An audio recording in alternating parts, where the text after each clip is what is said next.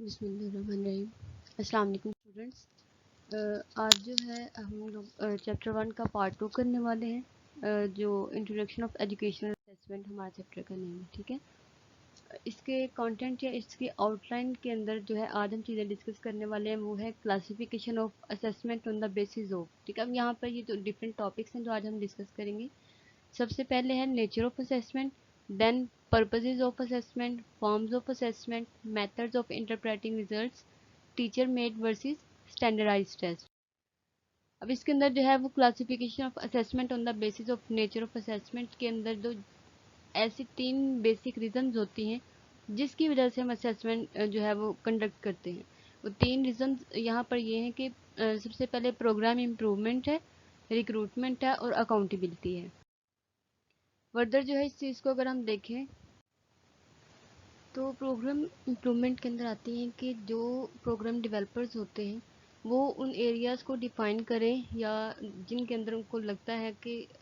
इनको थोड़ी सी इम्प्रूवमेंट की ज़रूरत है या जिन प्रोग्राम्स को इम्प्रूवमेंट की ज़रूरत है। तो सेकंड इसका ये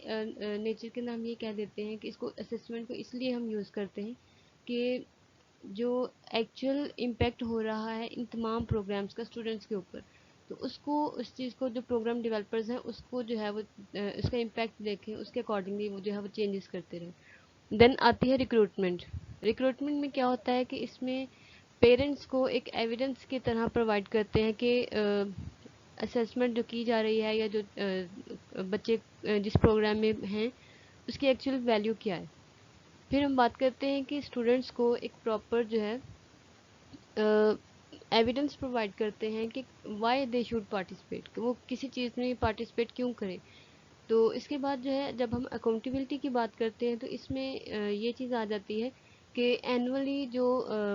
प्रोग्राम रिपोर्टिंग होती है या किसी भी प्रोग्राम का रिव्यू किया जाता है तो उसके लिए रिक्वायरमेंट्स हमें प्रोवाइड करते हैं नेचर असेसमेंट जो होती है, क्योंकि इसके थ्रू हमें पता चलता है कि किस प्रोग्राम में जो है इम्प्रूवमेंट की ज़रूरत है या कहाँ पर चीज़ें लैग कर रही हैं। इसके बाद जो है इसी तरह हम जो है वो इवैल्यूएशन की रिक्वायरमेंट्स को देखते रहते हैं या जो फंडिंग एजेंसीज होती हैं उनकी रिक्वायरमेंट के अकॉर्डिंग जो है वो हम चेक करते हैं कि कहाँ जो है वो चीज़ें लैग कर रही हैं, कहाँ पे इम्प्रूवमेंट की ज़रूरत है, तो वहाँ पर जो है वो इम्प्लीमेंट कर दी जाती है। फिर आता है प्रोसेस ऑफ असेसमेंट। असेसमेंट जिस तरह हमने जो है वो रिसर्च में पढ़ा हुआ है कि रिसर्च एक प्रॉपर प्रोसेस के थ्रू चलती है, इसी तरह असेसमेंट भी प्रॉपर एक सीक्वेंस में प्रोसेस के थ्रू चलती है, जिसमें सबसे पहले प्रोग्राम ऑब्जेक्टिव आता है, देन असेसमेंट डिज़ाइन आता है, फिर data collection, data analysis, report results आते हैं, और देन उन रिजल्ट्स को यूज़ करते हुए हम अगेन जो है वो प्रोग्राम के ऑब्जेक्टिव को रिकन्सिडर करते हैं या उनको अकॉर्डिंग टू डिज़ायर्ड चेंज या जहाँ भी सोसाइटी की डिमांड के अकॉर्डिंग जो है उसके ऑब्जेक्टिव्स हम चेंज करते रहते हैं। तो इस तरह ये असेसमेंट का जो प्रोसेस है वो चलता रहता है। फिर आ जाता है पर्पस क्या है असेसमेंट का। अब इसमें जो है असेसमेंट के वैसे तो मल्टीपर्पज़ ये चीज़ है जिसके अंदर हम चेक कर लेते हैं कि अगर हम किसी ऑर्गेनाइजेशन की बात कर रहे हैं या किसी स्कूल सोसाइटी की बात कर रहे हैं, ये मैटर करता है कि हम किस चीज़ की बात कर रहे हैं। तो असेसमेंट के जो इंस्ट्रूमेंट्स होते हैं उसके अंदर जो है वो फॉर्मल हो या इनफॉर्मल हो, उनको हम असेसमेंट के पर्पज़ के लिए यूज़ करते हैं, और इसको जो है बाज़ हम लोग अपनी इम्प्रूवमेंट के लिए भी यूज़ करते हैं या स्टूडेंट्स की जो वीकनेसेस हैं या उनकी स्ट्रेंथ्स होती हैं उनको डायग्नोस करने के लिए असेसमेंट का यूज़ किया जाता है प्रोसेस। और इसी की तरह जो स्टूडेंट्स की जितनी वीकनेसेस हैं अगर उनको चेक करना चाह रहे हैं तो असेसमेंट हम यूज़ कर लेते हैं। अगर टीचर्स जो हैं वो अपनी जो उनकी टीचर्स की रिक्वायरमेंट्स हैं या उनकी जो टीचिंग स्किल्स हैं अगर वो उनको चेक करना चाह रहे हैं या वो चेक करना चाह रहे हैं कि वो कितना जो है वो उनका इम्पैक्ट है उनकी स्टडी का स्टूडेंट्स के ऊपर, तो इस वजह से जो है हम लोग डिफरेंट पर्पजेज़ के थ्रू जो है वो असेसमेंट कंडक्ट करते हैं क्लासरूम के अंदर। अब जिस तरह अगर हम क्लासरूम में बात करें तो टीचर में टेस्ट जो होते हैं यूजुअली जो असेसमेंट के लिए हम यूज़ करते हैं। अब जिस तरह हमने पहले टाइप्स पढ़ी हैं असेसमेंट के अंदर के वो समेटिव हैं, इवैल्यूएशन की टाइप्स पढ़ी है ना कि किस तरह इवैल्यूएट किया जाता है, प्लेसमेंट है, डायग्नोस्टिक, फॉर्मेटिव और समेटिव एग्जांपल्स हैं यहाँ पे। तो इसी तरह ये है कि हमने क्लासरूम के अंदर जब असेसमेंट करनी है स्टूडेंट्स की तो उसमें हमने वो टीचर्स मेड टेस्ट हो सकते हैं, वो क्विज़ेस हो सकते हैं या प्रेजेंटेशंस हो सकती हैं, उसके अकॉर्डिंग जो है हमने वो उनका लेवल चेक करना है कि वो किस लेवल पे फॉल कर रहे हैं, या आया कि वो अपने अचीवमेंट जो उनकी टारगेट है उनको मीट कर रहे हैं या नहीं। तो उसके अलावा ये है कि लर्नर्स की जो एबिलिटीज़ होती हैं with in a classroom lesson, उसके अकॉर्डिंग भी हम चेक कर लेते हैं, असेसमेंट कर लेते हैं उनकी। और एक पर्टिकुलर जो टाइम फ्रेम होता है उसके अंदर हम अपने ऑब्जेक्टिव्स को मेजर करने के लिए भी असेसमेंट करते रहते हैं। तो ये इसके कुछ पर्पसेस थे। फिर आ जाती हैं फॉर्म्स ऑफ असेसमेंट। इसके अंदर हम जो है, पहले मैं आपको थोड़े से इनके नाम बता दूं, देन इसको हम थोड़ा डिस्कस करते हैं। सबसे पहले है नॉर्म रेफरेंस असेसमेंट, ठीक है। Second is criterion reference assessment, then domain reference assessment, diagnostic assessment, formative assessment, summative assessment, ipsative जो असेसमेंट है या जिसको हम सेल्फ असेसमेंट भी कह देते हैं, देन ऑथेंटिक असेसमेंट है या परफॉर्मेंस असेसमेंट है। अब जब हम सबसे पहले नॉर्म रेफरेंस असेसमेंट की बात करते हैं तो इसके अंदर हम ये कहते हैं कि कंपैरिजन बिटवीन इंडिविजुअल्स, ठीक है। यानी हम जो है इंडिविजुअल्स की परफॉर्मेंस का कंपैरिजन करते हैं कि एक इंडिविजुअल, अगर हम क्लास में अगर एक स्टूडेंट की बात करते हैं तो उसकी परफॉर्मेंस रिलेटिवली दूसरे स्टूडेंट्स के साथ कितनी है, या कितना वो अच्छा पार्टिसिपेट कर रहा है, या कितना अच्छा प्रेजेंट कर रहा है। लेकिन जब हम क्राइटेरियन रेफरेंस असेसमेंट की बात करते हैं तो इसके अंदर हम क्या करते हैं कि जस्ट किसी भी टेस्ट टेकर की जो है वो परफॉर्मेंस को चेक करते हैं with the specific test standards of criteria, ठीक है। कि जो हमने स्पेसिफिक कोई सेट ऑफ स्टैंडर्ड्स हैं, ये हमारे कुछ क्राइटेरियाज हैं। सपोज अगर मैं एग्जांपल दूं कि 70% जो है वो आपका अगर पासिंग क्राइटेरिया होता है, तो जो स्टूडेंट, अब हम यहाँ पे क्राइटेरियन में क्या है कि हमने उसकी उस सर्टन क्राइटेरिया को चेक करना है कि क्या स्टूडेंट जो है उसने 70% मार्क्स गेन किए हैं या उससे लेस देन या मोर देन, ठीक है। तो इस तरह क्राइटेरियन रेफरेंस क्या है कि आप जो है डायरेक्टली स्टैंडर्ड के साथ जो है वो चीज़ों को मेजर करते हैं कि हाउ अदर्स परफॉर्म, ठीक है, विदाउट कंसीडरिंग कि हाउ अदर्स परफॉर्म। यानी जिसमें हम दूसरों को ना देखें, लेकिन जस्ट एक इंडिविजुअल की सर्टन जो है वो स्टैंडर्ड या उसके क्राइटेरिया के अकॉर्डिंग हम चीज़ें चेक करते हैं, तो उसको हम क्राइटेरियन रेफरेंस कह देते हैं। देन हमारी आ जाती है, इसके अंदर हम ये कहते हैं कि जो डोमेन रेफरेंस और क्राइटेरियन रेफरेंस है ये ऑलमोस्ट सिमिलर हैं, थोड़ी सी सिमिलर इन अ सेंस कि जिसके अंदर हम ये देखते हैं कि जो किसी भी टेस्ट की जो इंटरप्रिटेशन है कि जिसके अंदर हमने देखना है, बेसिक कॉन्सेप्ट क्या है कि जो एग्जामिनिंग के स्कोर्स हैं किसी भी टेस्ट के अंदर, उनको इंटरप्रेट करना है with the reference to particular cognitive ability being assessed rather than in comparison with the performance of a population of individuals, ठीक है। यानी जिसके अंदर हम कह देते हैं कि नॉर्म रेफरेंस टेस्टिंग है एक तरह से, इसके अंदर इसको अवॉइड करते हैं। क्राइटेरियन बेस्ड है ये डोमेन रेफरेंस जो है, ये ऑलमोस्ट सिमिलर होती हैं दोनों, ठीक है। जिसके अंदर हम किसी भी स्पेसिफिक क्राइटेरिया को जो या स्पेसिफिक जो एरिया ऑफ स्टडी है उसको हम देखते हैं कि किसी भी तरह के स्कोर्स को जो रिवील करते हैं हम कि how much of the area has been mastered, ठीक है। यानी किसी स्पेसिफिक एरिया को हम चेक करना अगर चाहें तो उसको हम डोमेन रेफरेंस कह देते हैं। देन आपकी आ जाती है डायग्नोस्टिक।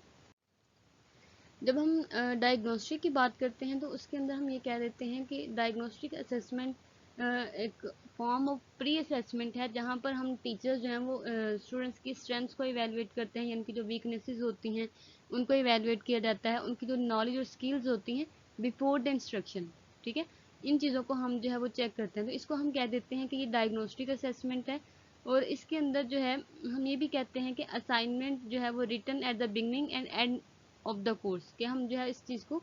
चेक करते हैं। अब जिस तरह ये है कि स्टूडेंट्स की अगर मैं एग्जांपल दूं तो इसमें यह है कि एनालिसिस ऑफ स्टूडेंट्स वर्क, यानी क्लासरूम असाइनमेंट्स थी या उनका जो पीयर वर्क था या कुछ भी उनकी प्रेजेंटेशंस थी, उनके कोई वर्क सैंपल थे या उनकी कोई टेस्ट थे, उनको मैंने जो है वो जज करना है, उनको देखना है।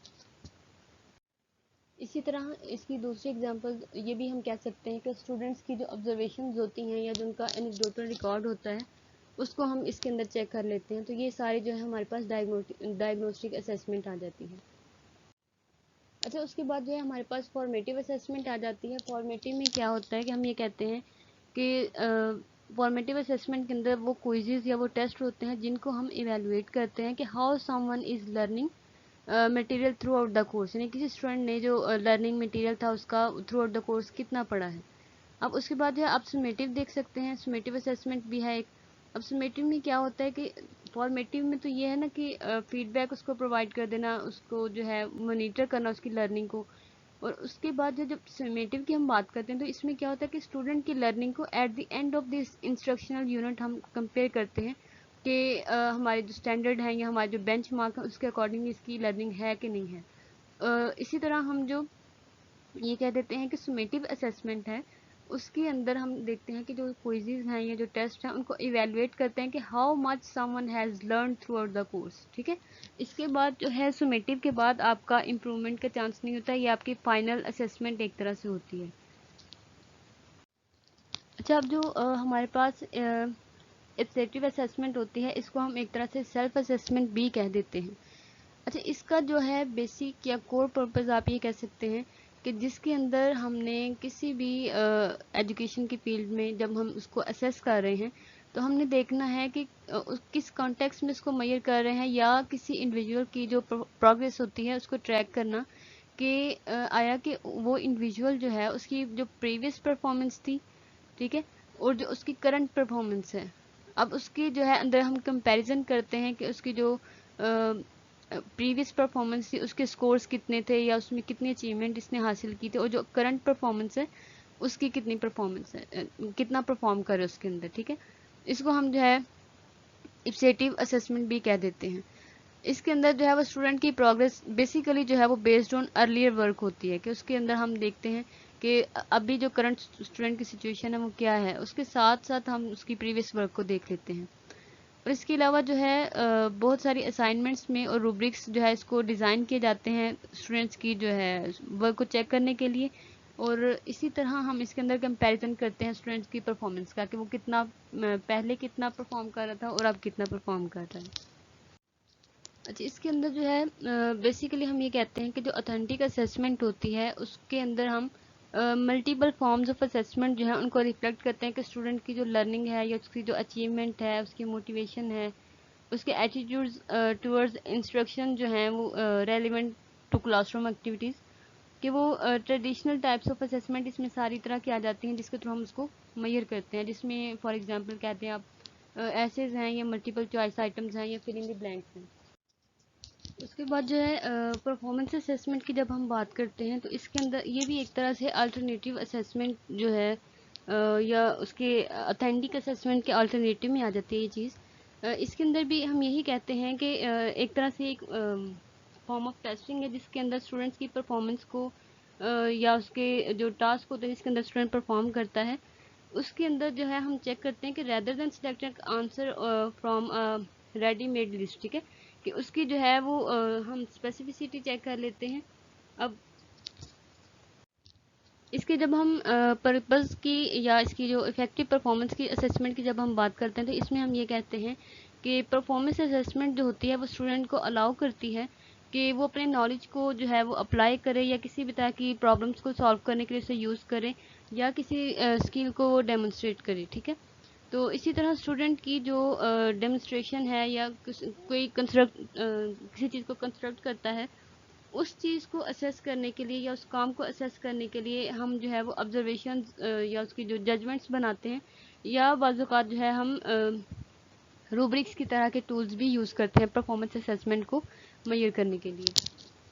नेक्स्ट जो है इसके मेथड्स आ जाते हैं, जिस तरह मैंने प्रीवियसली आपको थोड़ा सा एक्सप्लेन कर दिया था कि नॉर्म रेफरेंस और क्राइटेरियन रेफरेंस क्या होते हैं।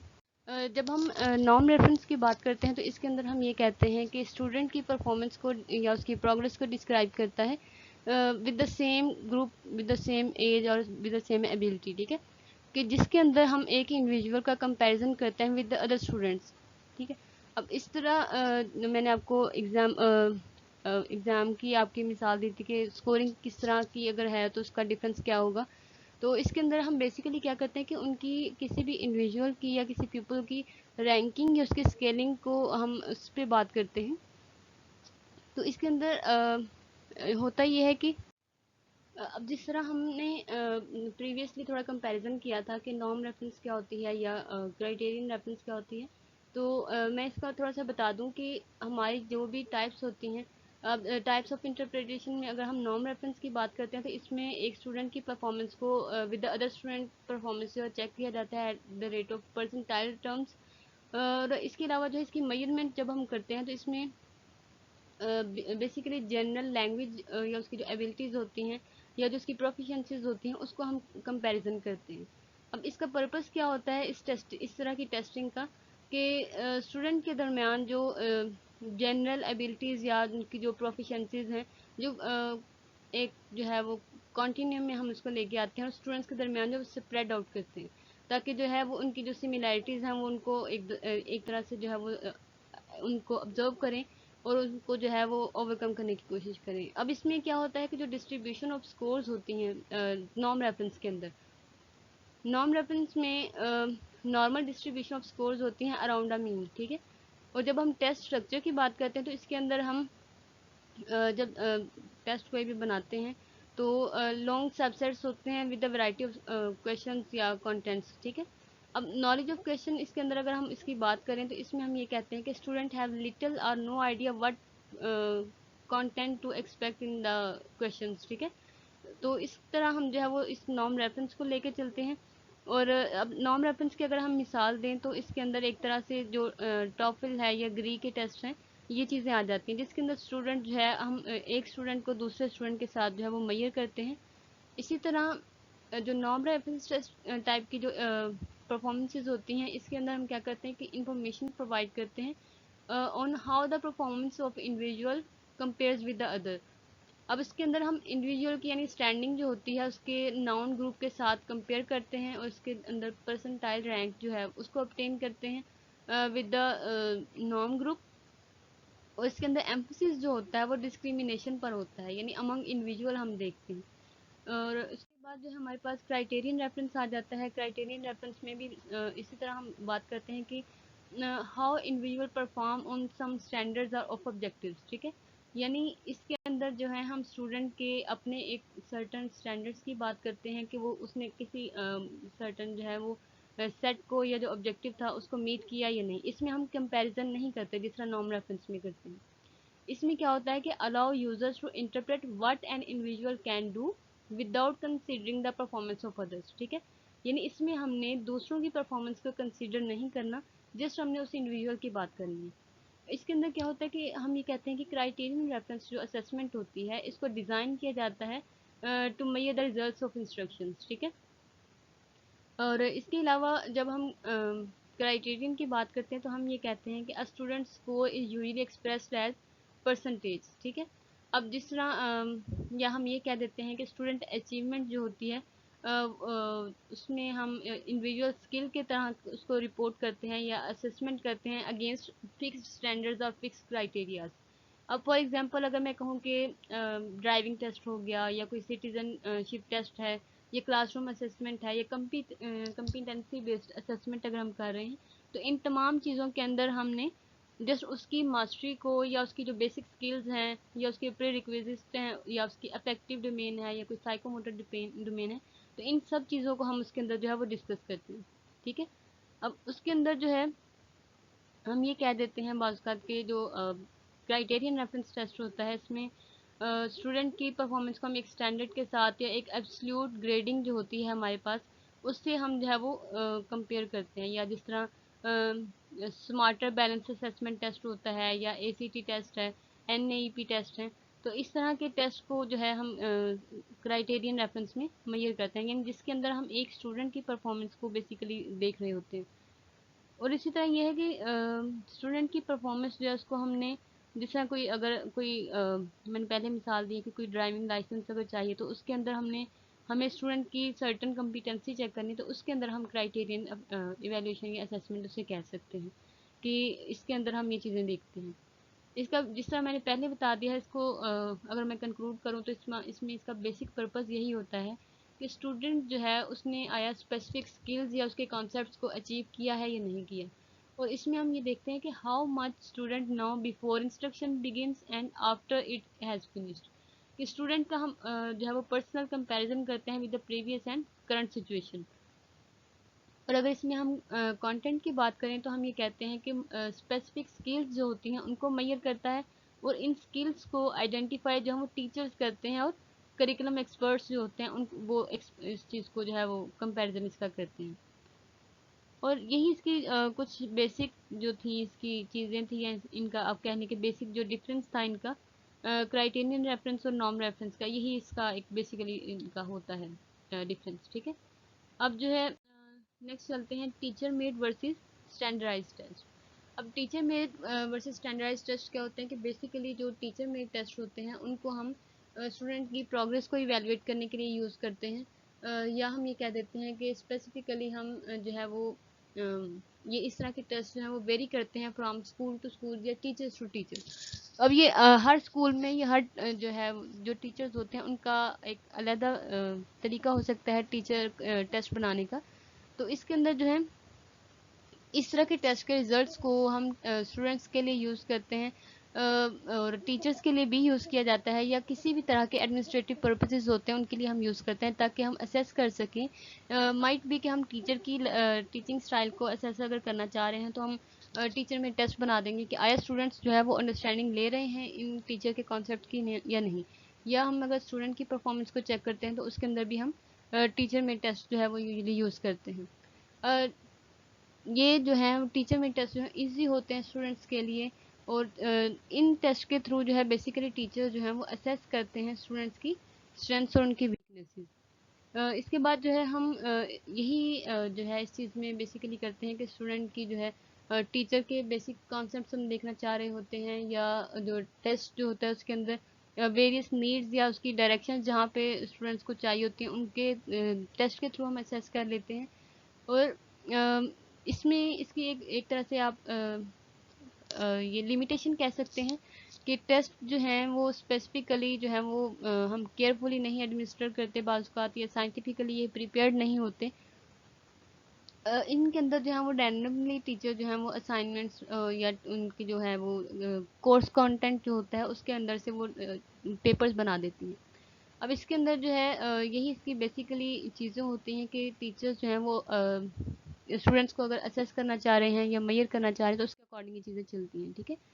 जब हम स्टैंडर्डाइज्ड टेस्ट की बात करते हैं तो इसके अंदर हम ये कहते हैं कि इसका एम क्या है बेसिकली मेजर करने का। ठीक है, इसमें हम या इसके जो रिजल्ट्स होते हैं उनको जो है कांस्टेंट रिजल्ट्स होते हैं उनको मेजर करना चाहते हैं, और इसके अंदर जो क्रिटिकल एनालिसिस होता है स्टैंडर्डाइज्ड टेस्ट में उसमें इसकी बेसिक कुछ क्वालिटीज़ हैं, जिस तरह आप देख सकते हैं इसके प्रोसेस के अंदर कि सब्जेक्ट मैटर है सबसे पहले, rigorous planning of the test है, फिर एक्यूरेसी है उसकी या कंस्ट्रक्शन ऑफ टेस्ट आइटम्स हैं, देन एट द एंड जो है हम कहते हैं कि इसका एनालिसिस करना है या इसकी जो कंडीशंस होती हैं उनको रिफाइन करना है, या स्कोरिंग को एडमिनिस्ट्रेशन के लिए हम इसको यूज़ करते हैं। इसको हम ये कह देते हैं कि it is less valid than teacher made test, because इसमें हम ये कहते हैं कि there are no simple in the construction, जहाँ पर हम ये कहते हैं कि ये जो है टीचर्स के लिए वैल्यूएबल होता है, और इसके अंदर हम वैरायटी ऑफ सिचुएशंस या उनके सिस्टम्स को देखते हैं, और ये लेस रेलिवेंट होता है फॉर अ पर्टिकुलर सिचुएशन। तो उसके बाद हम देखते हैं कि स्टैंडर्डाइज्ड टेस्ट को तैयार किस तरह किया जाता है, प्रिपेयर किस तरह किया जाता है, या इसको किस तरह बनाया जाता है। अब इसमें इसके जो हैं ये फॉलोइंग स्टेप्स आप देख सकते हैं, 8 स्टेप्स हैं। सबसे पहले क्या है कि प्लानिंग द टेस्ट, क्या आप प्लान करते हो टेस्ट को कि आप लेना क्या चाह रहे हो, या किस सब्जेक्ट का लेना चाह रहे हो, कौन सा लेवल है जिसका आप लेना चाह रहे हो, या कौन से स्टूडेंट्स हैं आपके पास। देन हम बात करते हैं कि राइटिंग द टेस्ट आइटम्स। ठीक है, हम जो है टेस्ट आइटम्स को कंस्ट्रक्ट करते हैं या उनको बनाते हैं, देन उन आइटम्स को टेस्ट करते हैं अगेन, फिर हम उसको जो है वो फाइनल के लिए प्रिपेयर कर देते हैं। फिर हम कहते हैं कि इसके अंदर ड्राइविंग नॉर्म्स आ जाती हैं कि नॉर्म्स को हम डिराइव करते हैं ये किस तरह की होंगी, और जो है फाइनल एट द एंड हम जो है इसकी वैलिडिटी और रिलायबिलिटी को इस्टेब्लिश कर देते हैं, देन इसकी स्कोरिंग को जो है वो बना देते हैं कि इसकी कितनी स्कोरिंग्स होंगी, और आखिर में जो है हमारा कॉन्सेप्ट आ जाता है वो interpret and using the results. ठीक है, यानी इन स्टैंडर्डाइज्ड टेस्ट के साथ हमारे पास जो रिजल्ट्स आते हैं उनको इंटरप्रेट करते हैं और इनको फर्दर असेसमेंट के लिए या फर्दर इम्प्रूवमेंट के लिए हम यूज़ करते हैं। ओके, ये आज का हमारा लेसन था। अगर आपका कोई क्वेश्चन हो तो आप पूछ सकते हैं।